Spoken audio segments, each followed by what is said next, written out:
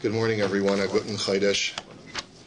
We are on DAF Yud Ches Amud Aleph. The Gemara had told us, quoting a Brisa, that there are certain days that are listed in Megillas Taanis that a person is not allowed to have a hesped and is not allowed to fast.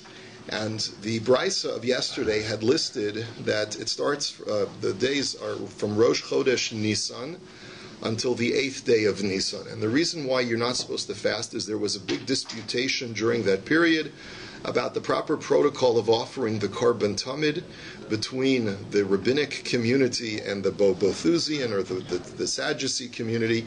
And eventually the rabbinic community prevailed and were able to make sure that only a communal Korban could be offered by a community representative and could not be offered by a Yachid, the Korban Tamid, the daily sacrifice. Then it goes ahead and it lists that from the 8th day of Nisan until the end of Pesach, that's also a time period where you're not supposed to have any hespedim. It's also a celebratory period because that's a period whereby, there was a disputation as to when the festival of Shavuos is supposed to begin. The Baitusim, the Bothusians, had argued that since the Torah says Mimocharas HaShabbos, the day after the Sabbath, that means that Shavuos always has to fall out on a Sunday. And the rabbis had prevailed eventually to make sure that that was not the case, that Shavuos could fall out on any day, which was the 50th day after Sfiras HaOmer. So, in any event, these are celebratory days. The Gemara had asked the question, why is it necessary to tell me that I'm not allowed to have a hesped on Yontif? Well, Yontif itself is a reason not to have a hesped. Why do you have to list that as part of the days when you're not supposed to have a hesped? Because of the post-biblical celebratory institutions. So the Gemara answers, Lo nitzrach ela leser yom shalafanav, hachanami lo nitzrach ela leser yom shalacharav. That the Gemara had said, just like we had said before, that Rosh Chodesh Nisan is added as a celebratory day, even though it's already Rosh Chodesh, it's already a celebratory day, to teach me that not only is Rosh Chodesh a day of celebration, but the day before, because if you recall, our Mishnah had told us that on those days when you're not supposed to have a hesped, you're also not supposed to have a hesped, you're not supposed to have a Taanis the day before. You're not supposed to fast the day before that celebratory day. So too, you're not supposed to have a Taanis on the day after that celebratory day, according to Rabbi Yossi. Now let me just establish that our Mishnah had told us that there's a machlokas between the Chachamim and Rabbi Yossi as to the nature of the day before and the day after. In our Mishnah, both opinions agree that the day before the high-level celebratory days that are listed in Megillas Taanis, where it says you're not allowed to have a hesped, then everyone agrees that the day before you're not allowed to fast. What about the day after? So there the Chachamim say you are allowed to fast, and Rabbi Yossi says no, the day after you're not allowed to fast. Comes along the Gemara over here and tells us that the reason why the Brisa wanted to tell us that you're not supposed to have a hesped over Pesach, even though it's already a biblical holiday, is to tell me that if it was just because of the biblical issue, then I would be allowed to fast the day after Pesach. But now that it's been listed as a day of celebration for a post-biblical reason, then the law is that I'm not even allowed to fast the day after Pesach as well. That's the reason for listing it in Megillas Taanis, to tell me that it not only has biblical significance, it has the rabbinic significance of being a day of celebration, days of celebration, and those days of celebration were instituted by the sages such that not only can you not have a hesped on that day, but according to everybody, you cannot fast the day before. And according to Rabbi Yossi, you cannot fast the day after. So therefore, we're basically saying that our Bryce is going like Rabbi Yossi, Domer bein lefanav bein la'acharav aser, that you're not allowed to fast the day before the celebratory day or the day after. So the Gemara now asks, Ihachi, be'esrim v'tishanami ma'irya dahavi yoma demikmi yoma demisokan tamida. Tepakle dahavala yoma de basar esrim v'tamanya bei. So the Gemara says, well, if you're going like Rabbi Yossi, who says that you're not allowed to fast the day after the celebratory day of Megillas Taanis, why then did you tell me that the reason why the Brisa had listed Rosh Chodesh Nisan as a day of not fasting, even though we already know it's Rosh Chodesh, is to tell me that the day before, the 29th of Adar, is also a day that you're not allowed to fast? Tell me it's because the 29th of Adar is the day after the 28th of Adar, and the 28th of Adar is also a celebratory day that's listed in Megillas Taanis. Because how do you know this? Titania be'esim v'tamanya bei asa b'sur tatafta liyehudoi Delo Yeidun Min Oraisa. That the Brisa tells me that the 28th of Adar is also a celebratory day that's listed in Megillas Taanis. It is a day that good tidings came to the Jews that they would not have to be uprooted from their commitment to Torah. And what's the backstory? And Delolu Mispid, Shapam Echas Nigzera Gezera al Yisrael Shelo Yasku B'Torah. There was once a decree made by the Romans that the Jews could no longer study Torah, B'Shelo Yamulu Es B'neihem V'Sheichalalu Shabbosos, and that they could no longer perform circumcision, and that they had to violate Shabbos. So Ma Asa Yehuda ben Shamua B'Chaveirav, what did Yehuda ben Shamua and his colleagues do? Holchu v'natlu eitzah mimatronisa echa shekol gedol eromi mitzuyin etzla. They went to take counsel from a certain woman, certain matronly aristocratic woman, that the dignitaries of Rome used to frequent her, so she had sort of like an in with them. She understood them. She was able to give wise counsel. And Amr lahem imdu v'havginu balayla. She said, you know what you should do? You should have a demonstration. Not a belligerent demonstration, a peaceful demonstration, a candle vigil, right? This is what you should do. So, halchu v'hivkinu balayla. So that's exactly what they did. Imru, Ishamayim, they said, by the name of heaven, we call out to God. Lo, achim anachnu, are we not brethren, you Romans? Are we not your brothers? Lo b'nei av echad anachnu, are we not the children of the same father? After all, you guys are Esav, we're Yaakov, we're brothers, we have the same father. Lo b'nei em echas anachnu, don't we have the same mother? Ma nishtaninu mikol uma v'loshon shatim gozen aleinu gezeros ros. Why? What makes us so different from everyone else that you insist on making these horrible decrees against us? So, as a result of this peaceful demonstration, ubitlum, they nullified the decree, the Romans. And on that day, they made it into a day of celebration, the 28th of Adar. So the Gemara's question is, now that you're telling me that this brisa goes according to Rabbi Yossi, who says that both the day before and the day after the celebratory days listed in Megillas Taanis, you're not allowed to fast, just say, if your concern previously was the 29th of Adar, and that's why you listed Rosh Chodesh Nisan, you don't need to list Rosh Chodesh Nisan as a celebratory day. You already have the fact that it's the 28th of Adar is the day of a celebration, and so you would automatically know that the 29th of Adar is a day that you're not allowed to fast. Forget about the fact that it's the day before Rosh Chodesh Nisan, it's the day after the 28th of Adar. So the Gemara says, Amar Aryai lo nitzracha elo lechodesh me'ubar. Aryai says, but what about if they made Adar into a 30-day month instead of the normal 29-day month? If they made Adar into a 30-day month, so then the day after the 28th of Adar would be day 29. The day before Rosh Chodesh Nisan would be the 30th of Adar. What about the 29th of Adar? It's not the day after a celebratory day, and it's not the day before. Rosh Chodesh. So therefore, the 29th will be the day after the 28th, but the 30th will not be a day of that you cannot fast, because the 30th day does not come after the 28th anymore. So therefore, they had to say, don't fast. This is a celebratory day on the 1st of Nisan, so that you know that even when Adar is 30 days, you don't fast both on the 29th and on the 30th. Rav Ashi Omar afilu teimel lechodesh chaser kol shelar acharov b'tainis aser b'tainis aser behesped mutter v'zeh ho'ol mutal ben shnei yomim tovim asu ki yom tov atzmo v'afilu behesped nami aser. So Rav Ashi has another answer, and he says like this: that's contrived to say that we have to worry about a 30-day Adar, because Adar historically has almost never been 30 days. So therefore, we're talking about a 29-day Adar. So the 29th of Adar, we already know that you can't fast because it's the day after the 28th. So why do you have to also tell me that it's the day before Rosh Chodesh Nisan? The answer is because it's sandwiched in between two celebratory days of Megillas Taanis. Normally, a day that comes before or after a celebratory day, you're not allowed to fast. But can you have a hesped? Can you have eulogies on that day? Yes. But this day, the 29th of Adar, because it's sandwiched in between two celebratory days, they made it as if it's its own celebratory day, and therefore not only can you not fast on it, but you also cannot have a hesped on it as well. And that's the reason for mentioning that it comes both after the 28th of Adar and before the 1st of Nisan. Omar Mar, mitamanya bevi atsof mo'ada, itos of chaga de shubuaya de lola mispud. So let's go back. The Brisa had said that from the 8th of Nisan until the end of Pesach, These are celebratory days. You cannot have hesped because they established what is the proper protocol for establishing Shavuos. So lama lila meimar mitamanya bay, lema mitisha bay, v'tamanya gufei aser dahavale yoma diitokam bay tamida. So the Gemara's next question is, the Brisa had listed 2 segments of days within the month of Nisan. The first segment was the first day of Nisan through the 8th day of Nisan. This is a day that are celebratory. Why? Because they established how you're supposed to bring the Korban Tamid. Then it lists from the 8th of Nisan through Pesach, because we established how to celebrate Chag Shavuos.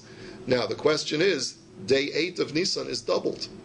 You listed it as the last day of the celebratory days for the Korban Tamid, and the first of the celebratory days for the celebration of Shavuos, of when we established how to celebrate Shavuos.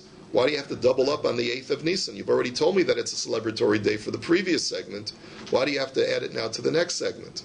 So the Gemara answers, Kevin di'ilu mikla milsa ubatline l'shiva tamanya gufei aser dahavale yoma kama di'itosav bechaga d'shavuaya. So the Gemara gives an interesting answer. There are certain situations where the situation in Eretz Yisrael is so desperate and so dire because of the lack of rain that sometimes we would have to institute a series of fasts that would break up a particular celebratory series of days that are listed in Megillas Taanis. So let's say there was a need to make a Taanis, right? So and it impinged upon days 1 through 8 of Nisan. Now, once we're no longer fasting on even one of the days of day 1 through 8 of Nisan, the entire celebratory period is broken, and the laws of not having a hesped and not fasting no longer apply, because the rabbis saw fit that they had to institute a fast on those days. But what the chiddush is that let's say the fast goes into the 6th or 7th day of Nisan. Don't think that once that's been broken, you're now allowed to fast on the 8th day of Nisan, because the 8th day of Nisan has a double aspect to it. Not only is it part of that segment of days 1 through 8 of Nisan, but it's also part of the segment of days 8 through 20-something, 23, 22, which goes through Pesach because of the history of Shavuos. And that's what it's telling you, that in the event that the first segment of days 1 through 8 would be annulled because of a need for a fast because of a drought, nevertheless, you still have to celebrate the 8th day of Nisan because it's also part of the next segment as well. Would they ever institute consecutive daytime fasts? They would always be only on a Monday or a Thursday. Yeah. Okay, so the Gemara now says, Hashta da asis lahachi, esrim v'tishanami, kevin de'ilu mikla milsa ubatlina ila esrim v'tamanya, esrim v'tishe gufei aser dahavala yoma demikma yoma de'isokam tamida. So the Gemara says, now that you've given me this answer, you can answer our previous question, which is, why did you have to tell me that the 29th of Adar is the day before Rosh Chodesh Nisan, if you already know that the 29th of Adar is the day after the 28th of Adar, which is also a celebratory day? The Gemara says, the answer is simple. What if there would be a need to fast such that we'd have to annul the celebration of the 28th of Adar? The chiddush is that you still cannot fast on the 29th because it's the day that comes before Rosh Chodesh Nisan. Right? In other words, the 29th has a dual aspect to it. It's a day that comes after the 28th and a day that comes before Rosh Chodesh Nisan. So in the event that the 28th is annulled because of a need for fasting, also realize that you cannot fast on the 29th of Adar because it becomes the day before Rosh Chodesh Nisan. Itmar Rabbi Chia bar Asi Omar Rav halacha ka Rabbi Yossi. So Rab says the halacha is like Rabbi Yossi, that on all those high-level celebratory days that are listed in Megillas Taanis, where it says that you may not have a hesped, you should know that you cannot fast either the day before or the day after those days. Ushmuel Amar halacha ka Reb Meir. And Shmuel disagrees, and he says the halacha is like Reb Meir, which is the synonymous with the Chachamim of our Mishnah, because Stam Mishnah ka Reb Meir, if a Mishnah states an opinion without attributing authorship, that's assumed to be Rebbe Meir. So the fact that our Mishnah says that according to this anonymous opinion, which disagrees with Rabbi Yossi, you're not allowed to fast the day before, but you are allowed to fast the day after the celebratory days, that's how Shmuel is paskening. So now the Gemara says, Umi Omar Shmuel Hachi, how could Shmuel say such a thing? The Hatanya Reb Shimon Gamliel Omer, Umatam Omar Bahon Shtei Pa'amim. Why does the Mishnah say that you're not allowed to fast on these days? You're not allowed to have eulogies on these days. The word Bahon is mentioned explicitly to tell you that there's a miut. We're excluding something. Lomar lecha shehein asurin lifneihem ula acharein. It's coming to tell you shehein asurin, comma, but lifneihem ula acharein mutarin. It's according to Shimon Gamliel. It's to tell you that only the days that are listed in Megillas Taanis are you not allowed to have a hesped, but the days before and the day after you are allowed to fast. Va'amar Shmuel halacha k'Rabbi Shimon Gamliel, and Shmuel says the halacha is like Rabbi Shimon Gamliel. Astounding, right? Because now what Shmuel is saying is that you're allowed to fast both the day before and the day after the celebratory days of Megillas Taanis. How now can you say that Shmuel was quoted as saying that he paskins like Reb Meir, who says that you're not allowed to fast the day before and only the day after you're allowed to fast? So the Gemara answers me, Kara Savar Kevin Delekatana Demekel Kerebi Meir, Amar Halacha Kerebi Meir. Kevin Deshama Rabbi Shimon Gamliel Demekel Tfei, Amar Halacha Kerebi Shimon Gamliel.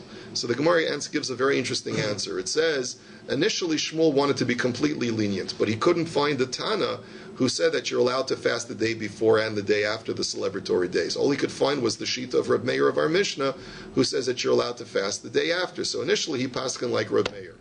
But then he discovered that there's a brisa which quotes from Shimon Gamliel who says that you're allowed to fast both the day before and the day after. So he said, that's the Shita that I want to go like, and I'm going to go like Reb Shimon Gamliel. But to align ourselves with other opinions that hold like Rabbi Yossi, that you're not allowed to fast the day before and the day after, we find Rabbi Yochanan says this. So Amalei Reb Chia Labali Aspir Alachi Amar Rabbi Yochanan Alacha Rabbi Yossi Adelo Lihis Anaa. So comes along Rabbi Chia and he says to Bali, you need to understand something. Rabbi Yossi had stated two things. He had stated, number one, that on high-level celebratory days, which the Mishnah says you're not allowed to eulogize on those days, you're not allowed to fast the day before or the day after. On lower-level celebratory days, which the Mishnah says you're not allowed to fast on those days, comes along Rabbi Yossi and says you're not allowed to fast the day before, but you are allowed to fast the day later. When Rabbi Yochanan says the halacha is like Rabbi Yossi, he's not referring to the Rabbi Yossi who's talking about the high-level celebratory days. He's talking about the Rabbi Yossi who's referring to the lower-level celebratory days. He's saying that for the Rabbi Yossi who said that on the low-level celebratory days where the Mishnah says you're not allowed to fast, there Rabbi Yossi says you cannot fast the day before, but you are allowed to fast the day later, the following day. I hold like that Rabbi Yossi because I hold that both on high-level celebratory days and on low-level celebratory days, you cannot fast the day before, but you are allowed to fast the following day. So the Gemara now says, Umi Omer Rabbi Yochanan Hachi. Since when did Rabbi Yochanan say that it's usher the day before? The Ha'amar Rabbi Yochanan Halacha Kistam Mishnah. 1 second. Rabbi Yochanan is always quoted as going like the Stam Mishnah, like the anonymous Mishnah. Utna. Now let's look at a Mishnah in Maseches Megillah. It says in Megillah, Afal Pish Amru Makdimin V'lo Ma'achrin, even though normally there's a law by Megillas Esther, which we're going to learn about when we learn the first chapter of Maseches Megillah. It says in Maseches Megillah that the rabbis made a special accommodation for people who live in villages and don't have easy access to a Bal Kriya, to someone to lay in the Megillah for them, that they are allowed to go to the larger city to find someone to lay in the Megillah for them before the actual day of Purim. This is a very famous Mishnah. Most of you should be familiar with this idea already. So they said that you could either lay in the Megillah on the 11th, 12th, or the 13th, or the 14th, or the 15th. But you're never allowed to lay in it later than that. And they also said in that very same Mishnah, Afal Pishamar Makdimin V'lo Ma'achrin Mutarin Behesped V'Taanis. And even though we allow you to read the Megillah early, on the day that you read the Megillah early, you're still allowed to fast and you're still allowed to have a hesped.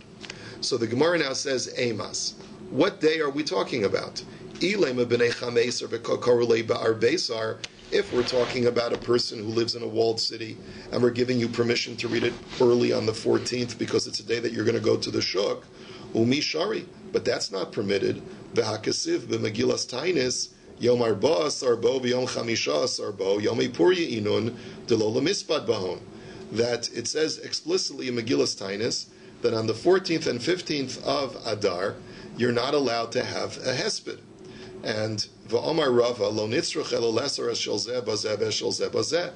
The whole point of Megillas Taanis, after all, the days of 14 and 15 of Adar are mentioned explicitly in Megillas Esther. So why does Megillas Taanis have to mention it? It mentions it in order to make sure that I understand, not only does a person in an unwalled city not have a right to eulogize on the 14th, but even a person on the 5th who lives in a walled city cannot eulogize on the 14th, and vice versa. A person who lives in an unwalled city also cannot eulogize on the 15th of Adar. So you clearly see that this Mishnah cannot be telling me that you're allowed to have a hesped on the 14th of Adar. That's not possible. Ve'ela b'nei arbeser v'kakarulei b'tleisar yom nikanarhu. Don't tell me that it's a person who lives in an unwalled city that for him Purim is on the 14th, and we give him permission to lay in the Megillah on the 13th, and we're telling you that even though you have permission to lay in the Megillah on the 13th, you're still not allowed to have a hesped on that day. I already know you're not allowed to have a hesped on that day because it's a celebratory day called Yom Nikanor, and we'll learn about why it's called Yom Nikanor in just a moment. Ve'ela b'nei arbeser v'kakarulei b'treisar. So what is it? What's the next opportunity? What's the next option?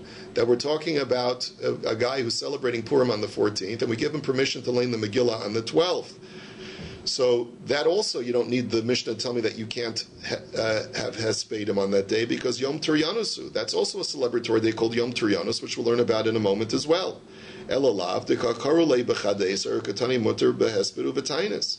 But rather, we must conclude that we're talking about a person who was given permission to go all the way back to the 11th of Adar and read the Megillah on that day. And the Mishnah nevertheless says that you're allowed to fast and you're allowed to have Hespedim on that day.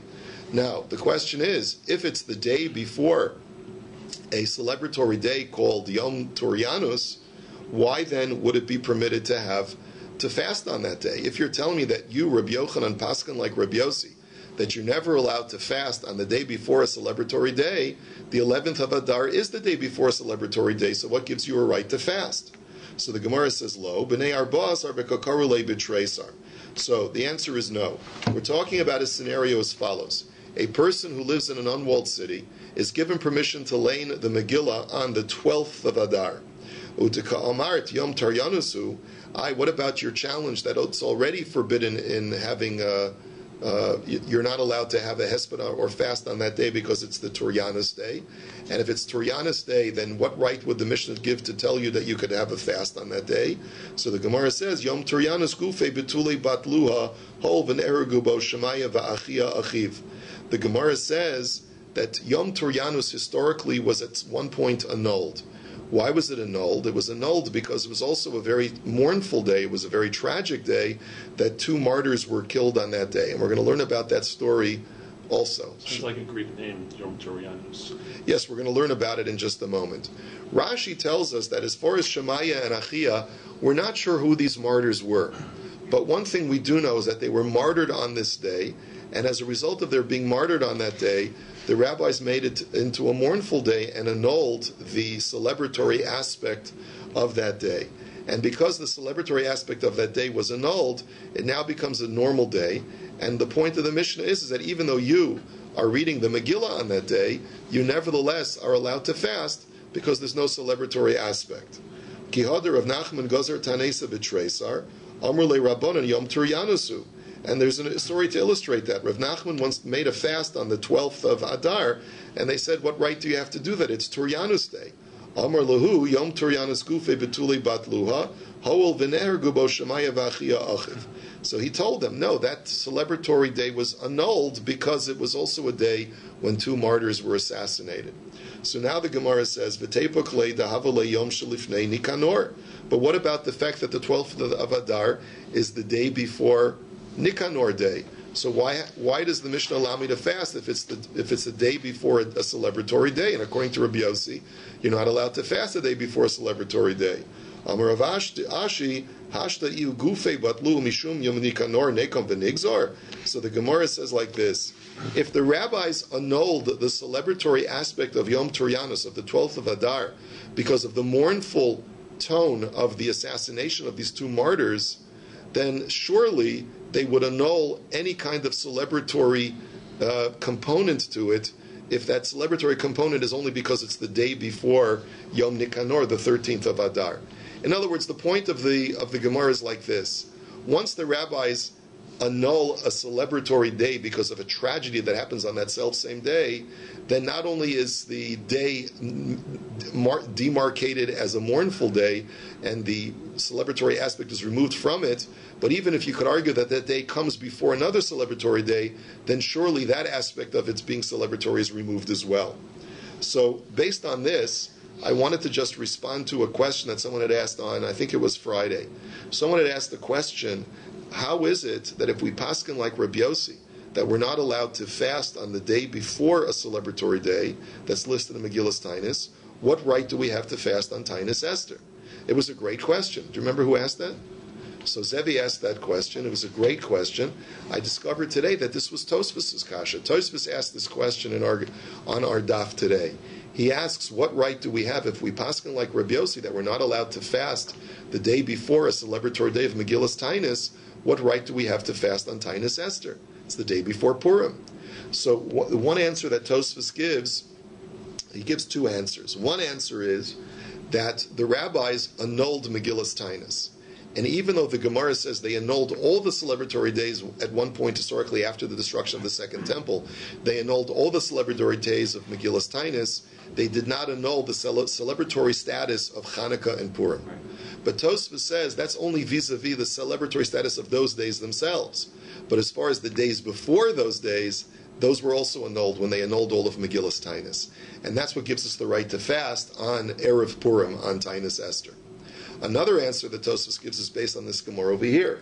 The rabbis saw fit to say, you know what, we should fast before Purim because that's what the Jews did before they went out to war against their enemies on the 13th. So if that's the case, that they went out, they were fasting before, so there's a mournful aspect to that day before Purim. And so therefore, just like over here, when they institute a mournful reason to fast on a day, because let's say 2 martyrs were killed or were about to go out to war, that overrides, that supersedes all considerations of it being a day before a celebratory day. Okay. I was just starting to think to myself, why were they allowed to fast the day before Purim? But they didn't, it wasn't Purim yet. Right. So now the Gemara says, so my Nikanor. So, okay, now let's talk about these two celebratory days. Remember, we said the 13th of Adar was Nikanor Day, the 12th of Adar was Turianus Day. So what do those mean? Detanya Nikanor echad me'afarcha yevanim haya, uv'chol yom vayam hayamein yado al Yehuda v'Yerushalayim v'omer, emasai tipol b'yadi v'ar misena. So this guy Nicanor was this brazen and arrogant Roman, or actually Greek general, and he used to wave his hand at a distance over the Judea and Jerusalem and say, "Oh, I look forward to a day when I can trample this entire territory." And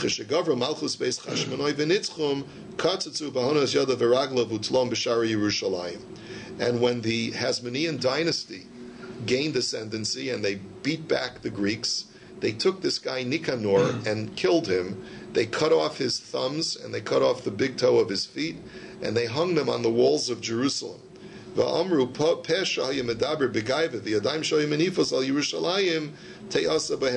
they said, let the mouth that spoke so arrogantly and the hands that used to wave so arrogantly over Yerushalayim so dismissively, let them be the object of our vengeance. It's pretty gory, if you ask me. But yeah, that's a bygone era. The only people that still do this are the Muslims. Wasn't there Nicanor from the gate? Yes, that's a very good question. So the simple understanding is that it's two different people, but some Meforshim say that it's the same person. Well, that's not for now. So now the Gemara says, "My Turianus." So what is Turianus Day? Who was this guy Turianus? Amar kishabikesh Turianus laharogis lulyanus upapus echav belutkia Amar lahem im me'amo shel chanani mishol vazariatem yavo elokechem v'yatzril eschem miyadi kederach shehitzel es chanani mishol vazar miyad Nebuchadnezzar. So this is a very important story. He says there was a man named Turianus. He was a tyrannical guy, as his name Turianus implies. And he had two brothers that he despised, but they were very righteous and pious people. They were all Jewish. I guess this Turianus was a Hellenized Jew, and he wanted to eliminate his two pious brothers. And he said, you know what?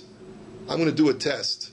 If your God is a benevolent God, and he's the God of miracles, just like he saved Hanan, Mishael, and Azariah from a fiery furnace, when Nebuchadnezzar threw him into a furnace, I'll do something to you to cause you to die, and if God really loves you, He'll save you. That's what he said to them. So Amrulo, so they responded back to him, Chanani Mishal Vazarya Tzadikim Gemurim Hayu, Uruyin Hayu Leosos Lahem Nes, Unebuchadnezzar Melech Hagun Hayu Varoi Leosos Nes Al Yada. They said, listen, come on, what kind of comparison are you making?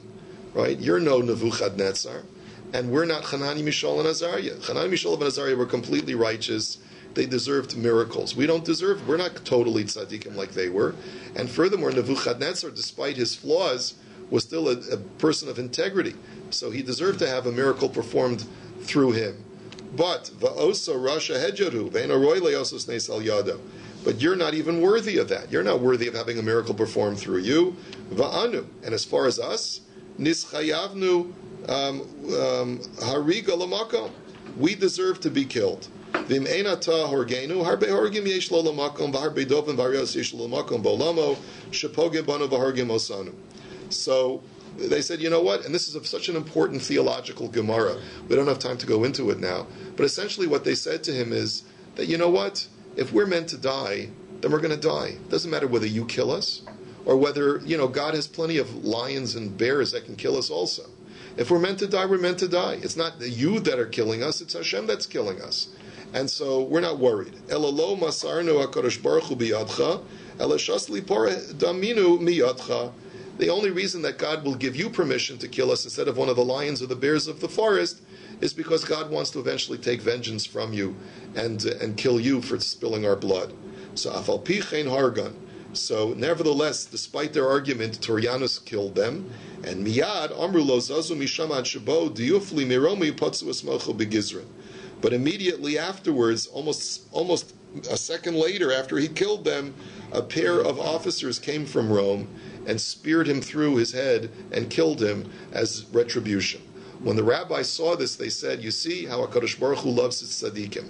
It's true they were meant to die, but Hashem takes vengeance against his loved ones, and they made that into a celebratory day to celebrate the downfall of Torianus. There's so much to discuss in this story, but we don't have time right now. Ein gozrin tainis al hatzibur batchila b'chamishi, ein gozrin tainis b'roshei chadashim b'chulei. The last part of the Mishnah had said that we're not allowed to decree a fast l'chatchila if we know that it's going to coincide with Chanukah or Purim or Rosh Chodesh, one of the fast days.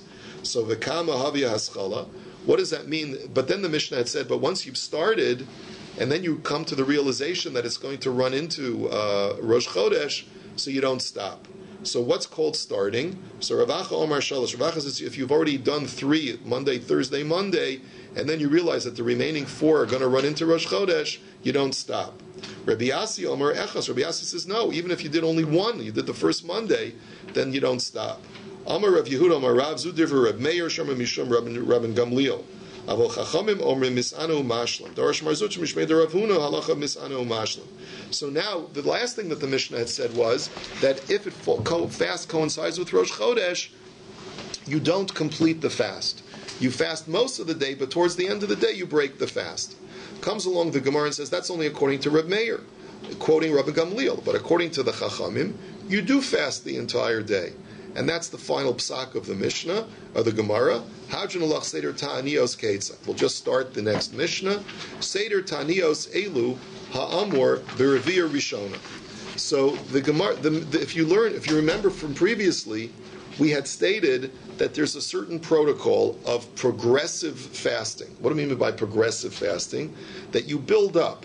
That if the beginning part of the season it didn't rain, so then we said that Yechidim, the only individuals begin fasting. You don't have to institute a mandatory fast upon the entire Kahal. Later, as we go into the season further and further, then we'll start to institute a less serious fast, and then for the entire Kahal, and then a more serious fast for the entire Kahal. So that's only true, says the Gemara, if it just hasn't rained in the normative fashion. But Ravina Rishona, the first rainfall has not come. But let's say it's not an issue of rain. Let's say you notice when the crops start growing that there's an abnormality in the crops. If the crops start growing in an abnormal fashion, that's a sign of an immediate crisis, and therefore you institute a fast immediately for the entire kahal and you blow the shofar to declare it to be a high-level fast. V'chein shepasku geshamim ben geshem lageshem arboim yom masrin alein miyad mipnei shehi makas batzoris. Or similarly, if it stopped raining for 40 days between one rainfall and the next in the middle of the winter, so then that's also a sign of what's called batzoris, of a blight, and you have to blow shofar right away to institute a high-level fast. Yardu latzmachim avalo yardu le'ilan velo litzmachim lazeh velazeh avalo leboros l'shichin u'lema'aros masrin alein miyad. Now it also tells us that if rainfall is only in part, which means that it rains for the plants, but it doesn't rain for the trees, meaning that the rainfall is of an abnormal nature, like Rashi says, shenishtanu miminhagam tachas chita. I'm sorry. The Gemara will explain what all of this means, but it rains in an abnormal fashion. It only rains lightly for the plants, but it doesn't rain heavily for the trees, or vice versa. Or it rains for both plants and trees, but it doesn't rain enough to fill up the reservoirs. So then immediately you decree a high-level fast. V'chein ir shelo yardu aleha geshamim. Or if you have one localized city, everywhere else it rains, but for this city it doesn't rain, then dichsivim tarti alirachas valirachas lo amtir chalakachas timatir v'gomer, as the pasuk in Amos says that one of the punishments of God is when He causes it to rain only in one city, and in another city He does not allow it to rain. That's a sign of divine punishment. And then osa ha'ir misano umasraas v'chol sevivosea misanos v'lo masrios. Then that city has to have a high-level fast where they fast and blow shofar. But all of the surrounding cities, as the Gemara will explain, are also going to suffer certain repercussions, but not as serious, and therefore they fast, but they don't blow shofar. Rabbi Akiva Omer Masrios v'lo misanos. Rabbi Akiva disagrees. He says just the opposite. The surrounding cities blow shofar, but do not fast. V'chein ir sheyesh ba dever o mapoles. Similarly, if a certain city that's localized to that city suffers a plague, or they have an earthquake that buildings collapse, so osa ha'ir misana umasraas. So only that city has to fast and blow shofar. And all surrounding areas fast but do not blow shofar. Rabbi Akiva Omer says just the opposite. Omer Masrios v'lo misanos. He says that the surrounding cities blow shofar but they don't fast. The Gemara will explain all of this as we go along. You have a wonderful day and a good chodesh.